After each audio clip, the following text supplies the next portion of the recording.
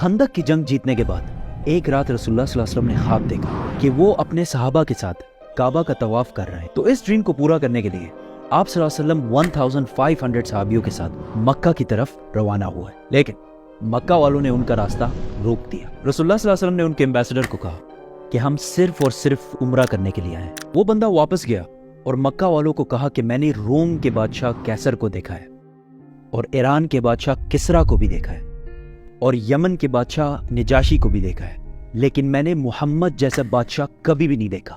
جب وہ وضو کرتے ہیں تو لوگ اس پانی کا قطرہ بھی زمین کو ٹچ کرنے نہیں دیتے. ایسے آدمی اور ایسے فالوور سے لڑنا امپاسبل ہے. میں تو کہتا ہوں ان کی بات مان لو, لیکن آف کورس انہوں نے بات نہیں مانی. رسول اللہ صلی اللہ علیہ وسلم نے حضرت عمر کو کہا کہ تم جاؤ اور ان سے بات کرو. تو انہوں نے کہا کہ میرا کوئی بھی رشتہ دار اتنا سٹرونگ نہیں ہے مکہ میں جو میری پروٹیکشن کر سکے, کیونکہ حضرت عمر کا تعلق تھا بنو عدی سے, جو کہ قریش میں تھا لیکن اتنا پاورفل خاندان نہیں تھا. حضرت عمر نے کہا آپ عثمان کو بھیجیں, کیونکہ عثمان کا تعلق بنو امیہ سے تھا, اور بنو امیہ قریش کی سب سے سٹرونگ اور سب سے مالدار فیملی تھی. اور آگے جا کر اس فیملی نے آلموسٹ 100 سال تک مسلمانوں پہ حکومت بھی کی ہے, اور آج تک مسلمانوں کی ایک سینٹرلائزڈ سب سے بڑی امپائر جو تھی وہ بھی یہی امیہ امپائر.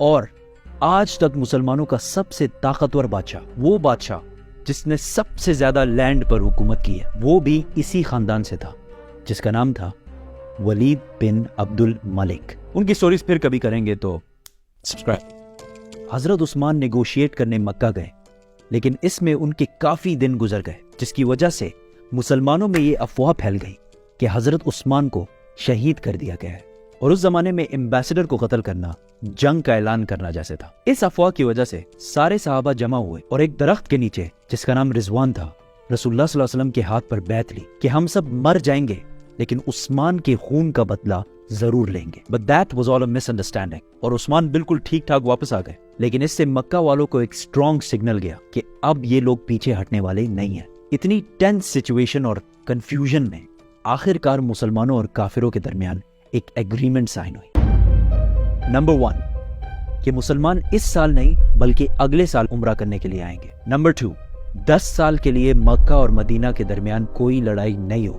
نمبر 3 اگر مدینہ سے کوئی آدمی مکہ جائے اسلام چھوڑ کر تو اسے کچھ نہیں کہا جائے گا, لیکن اگر مکہ سے کوئی آدمی مدینہ جائے اسلام قبول کر کے تو اسے واپس کرنا ہوگا. کسی بھی صحابی کو یہ ایگریمنٹ پسند نہیں آئی, کیونکہ اس میں تو کلیئرلی لگ رہا ہے کہ مکہ والے بدماشی کر رہے ہیں. لیکن رسول اللہ صلی اللہ علیہ وسلم نے ان سارے صحابیوں کی رائے سائڈ پہ کر کے اس ایگریمنٹ پر مہر لگا لی. جو بندہ مکہ کی طرف سے اس ایگریمنٹ کو سائن کر رہا تھا, جیسے یہ ایگریمنٹ سائن ہونے لگی اس کا خود کا بیٹا مکہ سے بھاگ کر اسلام قبول کر کے یہاں پہنچ گیا, لیکن رسول اللہ صلی اللہ علیہ وسلم نے اس کو واپس کر دیا. وہ صحابی ابو جندل روتا رہا, چیختا رہا کہ مجھے ان ظالموں کے پاس واپس مت بھیجو, لیکن a deal is a deal. اس کو واپس کر دیا گیا. کافی لوگ ایسے آنے لگے اور سب کو واپس بھیجا گیا. ایک دفعہ ایک عورت بھی مکہ چھوڑ کر مدینہ آئی, لیکن اس عورت کو واپس نہیں کیا گیا, کیونکہ مکہ والوں نے معاہدے میں ایک غلطی کی تھی, اور اس معاہدے میں لکھا تھا کہ اگر کوئی آدمی مکہ سے مدینہ آئے تو اسے واپس کیا جائے گا. آدمی, عورت کا تو کسی نے کچھ نہیں کہا. اور اس طرح کوئی آدمی اگر اسلام قبول کر کے مدینہ آئے تو اسے واپس کر دیا جاتا تھا, لیکن اگر کوئی عورت آئے تو اسے مزے سے رہنے دیا جاتا. ایسا سسٹم چلتا رہا. آخر ایک شخص آیا, ابو بصیر. رسول اللہ صلی اللہ علیہ وسلم نے اس کو بھی واپس کیا, لیکن وہ کسی طرح وہاں سے بھاگ کر مکہ اور مدینہ دونوں کو چھوڑ کر ادھر ان the middle of nowhere رہنے لگا. آہستہ آہستہ بہت سارے لوگ مکہ سے مدینہ جاتے اور مدینہ سے انہیں واپس بھیج دیا جاتا, لیکن وہ مکہ کے بجائے ادھر ابو بصیر کے ساتھ رہنے لگے, اور یہاں آہستہ آہستہ ایک پورا ٹاؤن آباد ہو گیا.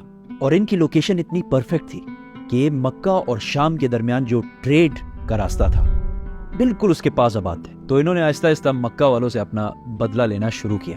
اس ابو بصیر کے ٹاؤن کی وجہ سے مکہ والوں کا ملینز اینڈ بلینز کا نقصان ہونے لگا. آخر کار مکہ والوں نے تنگ آ کر اس ایگریمنٹ کا 3rd پوائنٹ, جو انہوں نے خود بڑے خوش اور پاورفل ہو کے ڈالا تھا, خود ہی کہا کہ بس اس کو ختم کرو. اور کہا کہ آج سے اگر کوئی آدمی مکہ سے مدینہ جائے تو اسے پلیز مدینہ میں بہت اچھے طریقے سے رکھو. اور آہستہ آہستہ یہ ایگریمنٹ ان کے گلے میں پھنسنے لگی. معاہدے کا دوسرا پوائنٹ یہ تھا کہ 10 سال تک کوئی بھی لڑائی نہیں ہوگی. تو رسول اللہ صلی اللہ علیہ وسلم نے اس کا فل فائدہ اٹھاتے ہوئے عرب سے باہر جو دنیا کے باقی ایمپائرز اور سپر پاورز تھے ان کو اسلام کی دعوت دینا شروع کی. تو ایک لیٹر گیا حبشہ، آج کے زمانے میں ایتھیوپیا. دوسرا لیٹر گیا رومن ایمپرر ہراکلس. اور تیسرا لیٹر گیا ایران کے بادشاہ خسرو کے پاس. یہ آج کے زمانے میں تو ہمیں پتہ ہے کہ بڑی بات تھی، لیکن اس زمانے میں ان بادشاہوں کے لیے یہ ایسے تھا کہ آج پاکستان کے ایک چھوٹے سے گاؤں سے کوئی لیٹرز لکھے ڈونلڈ ٹرمپ اور شی جن پنگ کو. لیکن ڈفرنس آج اور اس زمانے میں صرف یہ ہے کہ اس زمانے کے کرسچنز اور یہودیوں کو یہ بات بہت اچھی طرح پتہ تھی کہ بہت جلد ایک پیغمبر، ایک میسنجر آنے والا ہے. حبشہ کا بادشاہ نجاشی جو کہ کرسچن تھا، اس نے تو اسلام قبول کر لیا، لیکن رومن ایمپرر کو یہ بات بہت عجیب لگی. تو اس نے اپنے ایمپائر میں موجود کچھ قریش کے لوگوں کو بلایا. اور اس ٹائم ابو سفیان بھی رومن ایمپائر میں ہی موجود تھے. تو ابو سفیان کچھ عربیوں کے ساتھ رومن ایمپرر کے محل میں پیش ہوئے اور ان کو محمد صلی اللہ علیہ وسلم کے کیریکٹر کے بارے میں بتایا. رومن ایمپرر بہت امپریس ہوئے محمد کے کیریکٹر کے بارے میں سن کر، اور انہوں نے کہا کہ مجھے پتا تھا کہ بہت جلد ایک پیغمبر آنے والا ہے، لیکن وہ تم عربیوں میں سے ہوگا یہ میں نے کبھی نہیں سوچا. ابو سفیان نے وہاں سے باہر نکل کر اپنے ساتھیوں کو بولا کہ اب تو محمد سے رومن ایمپائر کا بادشاہ بھی گھبرانے لگا. یہ تو تھے دونوں کرسچن کنگڈمز، لیکن ایران کے بادشاہ زوراسٹرین پارسی تھے جو آگ کی عبادت کرتے. خسرو نے کہا تم لوگ اس ڈیزرٹ سے آ کے مجھے سکھاؤ گے کہ زندگی کیسے گزارنی ہے، اور اس لیٹر کو پھاڑ کر پھینک دیا. اور اس نے 2 لوگوں کو رسول اللہ صلی اللہ علیہ وسلم کو مارنے کے لیے بھیجا. ویئرڈلی انف کچھ ہی دنوں بعد اس کے اپنے بیٹے نے اس کو پھاڑ جان سے مار دیا. جیسے ہی وہ 2 لوگ مدینہ پہنچے تو رسول اللہ صلی اللہ علیہ وسلم نے ان کو بلایا اور کہا کہ جس بادشاہ نے تمہیں مجھے مارنے کا آرڈر دیا ہے اس کے اپنے بیٹے نے اسی کو مار دیا. وہ یہ سن کر حیران ہو گئے اور واپس چلے گئے. اس طرح اسلام کا نام آہستہ آہستہ پوری دنیا میں پھیلنے لگا. اور ویسے بھی مکہ کے ساتھ تو 10 سال تک کوئی لڑائی نہیں ہونی تھی. تو مسلمانوں نے اپنی ساری اٹینشن مکہ کو چھوڑ کر خیبر کی طرف کی.